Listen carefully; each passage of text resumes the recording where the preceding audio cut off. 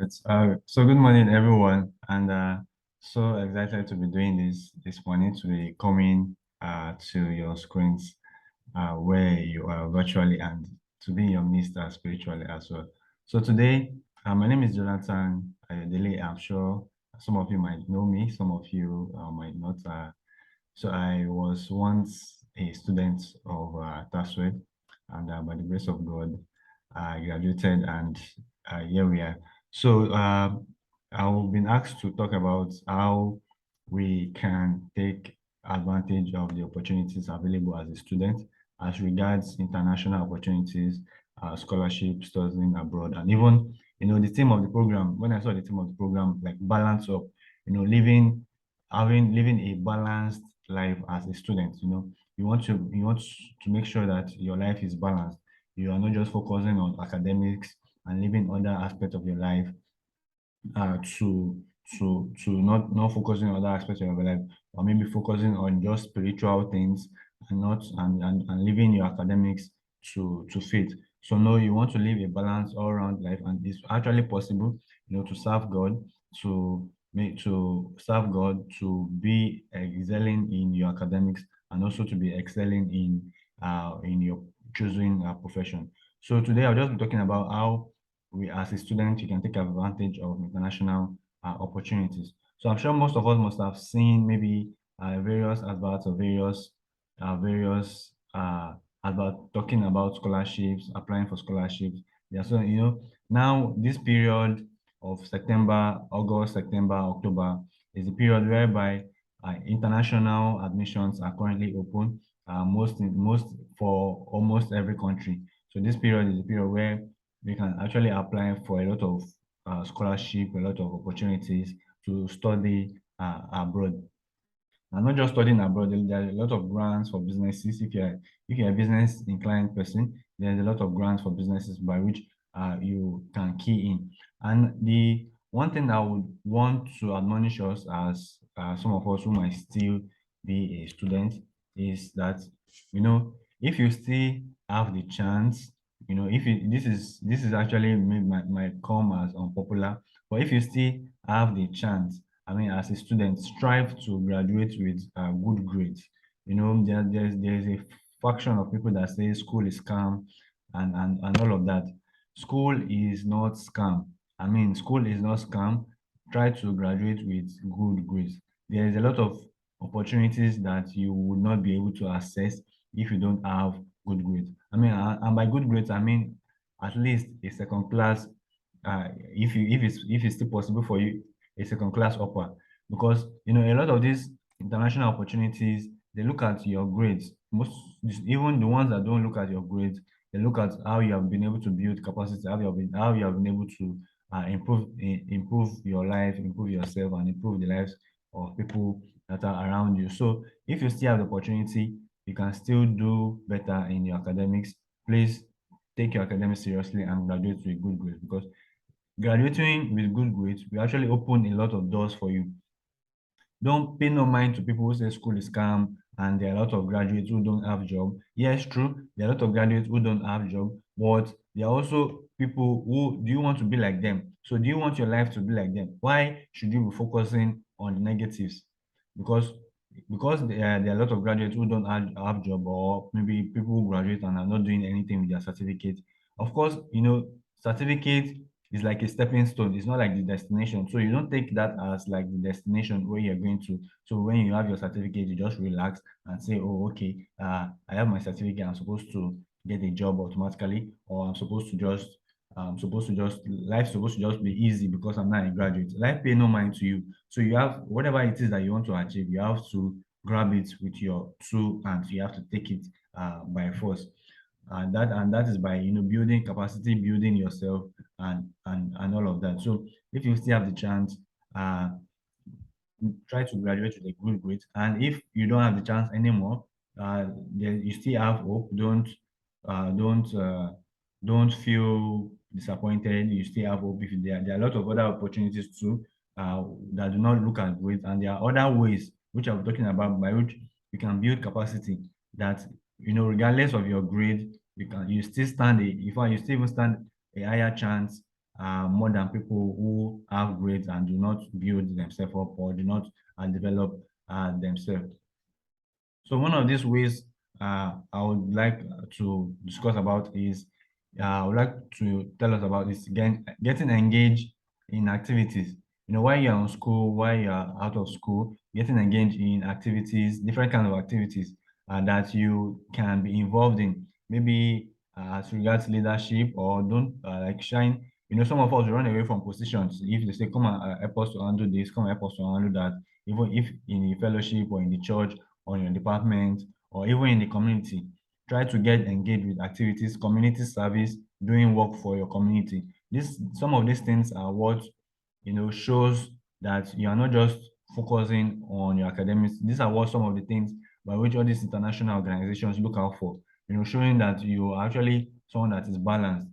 You have a balanced life. You're not just focusing on your academics or just focusing or on spiritual things. So get engaged in activities, leadership, if possible, leadership positions, get engaged in leadership positions where you can take the lead and do something.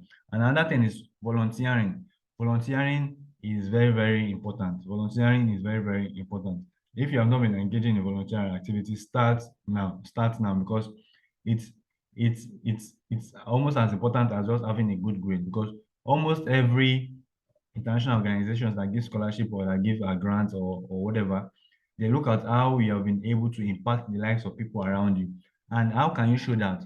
By having a track record of volunteering. So get engaged in communities, in volunteering activities that aligns with what it is that you want to do. So maybe if you are in tech, you might not necessarily need to have to be volunteering for something that is outside of your domain, or you can just actually volunteer. So volunteering is actually very wide. So you can just find ways, there are a lot of outreaches that people are doing, NGOs that people are doing.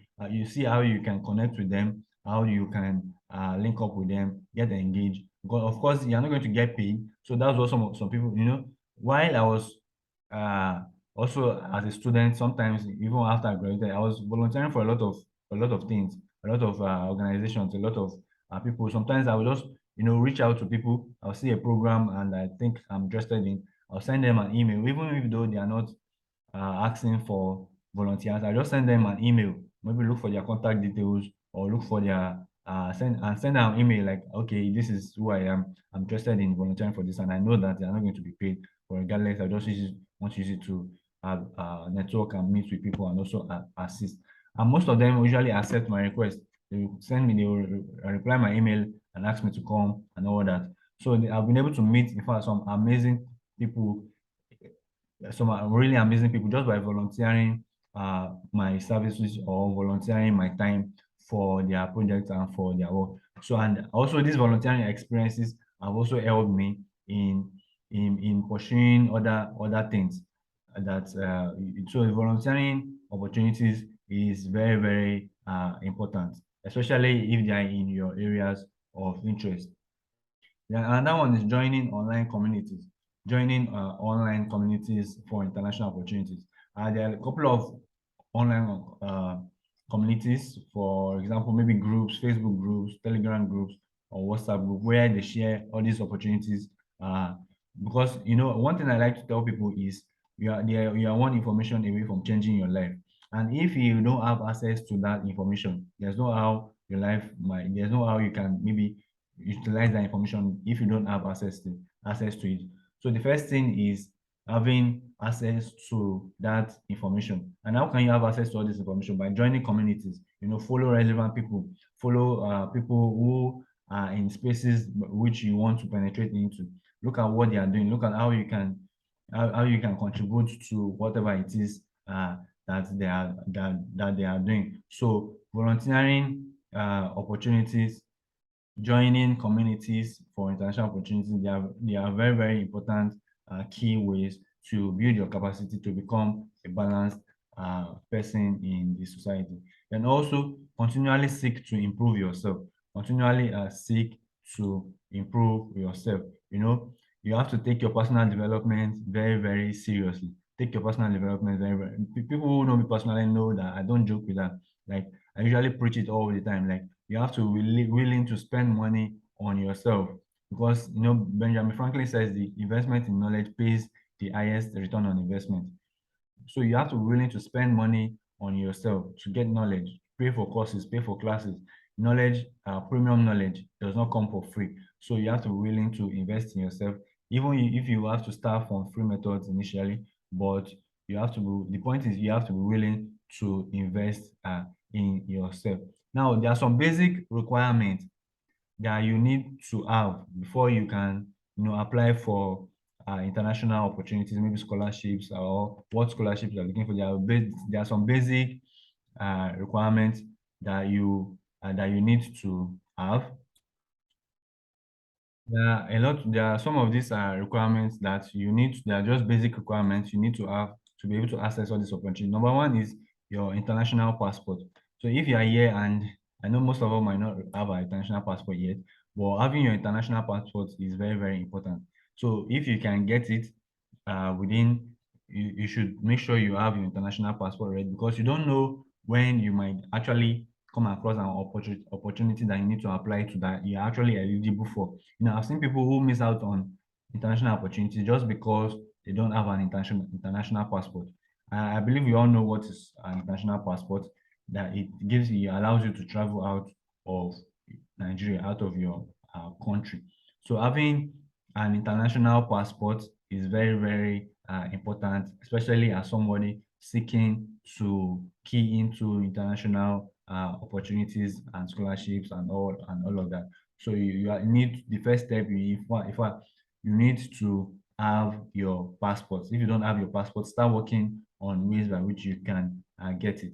So I'm sure most of us might still be in school, but some of all these other criteria are what we can actively work on getting. So like your transcript. So once you are done with your school, try to apply for your transcript and have it at hand. So don't wait till, I almost did that mistake. Don't wait till when you might need it. So as long as, you can just, as long as you have your eyes on international opportunities, your passport, your transcript, your certificate. So once you graduate, make sure you collect all these things and even keep it with you, so that it's not when you need it, because there can be a lot of delays in the process when you need it, and that can actually make you miss out on the opportunity you are trying to apply to. So try to get all these things as long as it becomes available to you, your transcript, your certificate. And now that we are in school, let's try to build good relationships with our lecturers, like build good relationships with your lecturers and your HODs. Some of us, we will say, oh, we don't want to allow, or we don't want to, make our lecturers or our HODs know us. But you don't know, some of you will still need some of these lecturers, especially in writing letter of recommendation as an academic. So as people, especially maybe your supervisor and all of that. So try to build good relationship with your lecturers. I can call some of my lecturers today now that I need reference letters and all of that, and they will happily give me, because I built a good relationship with my lecturers while I was on campus. So try to build good relationship with your lecturers. Try to make your lecturers know you. Don't run away from them. They are there to help you, even though sometimes it might not seem that way. But try to develop a rapport with them, so that they know your face, they know your name, and they can actually stand for you when you need their assistance in terms of reference letters and all of that. Then your also CV might also come in handy. So like, just it doesn't have to be anything extensive, but maybe just stating your experiences and what you do and what you intend to do and what you have. And so your CV. And there are also other standardized tests, like your English test, maybe your GRE. If you're looking to study in the USA, you need to write your GRE, which is the GRE, Graduate Record Examination. So it's the standardized test that you need to write. Not all schools might require it, but in the USA, a lot of schools require, but not all schools actually do require it. Then, so these are some of the documents that you need. These are some of the basic documents that you need to apply for international opportunities. Then there is these are just basic. Then there is the aspect of capacity. What have you been able to do? Some of these organizations look at what have you been able to do? What capacity have you built? What have you impacted people around you?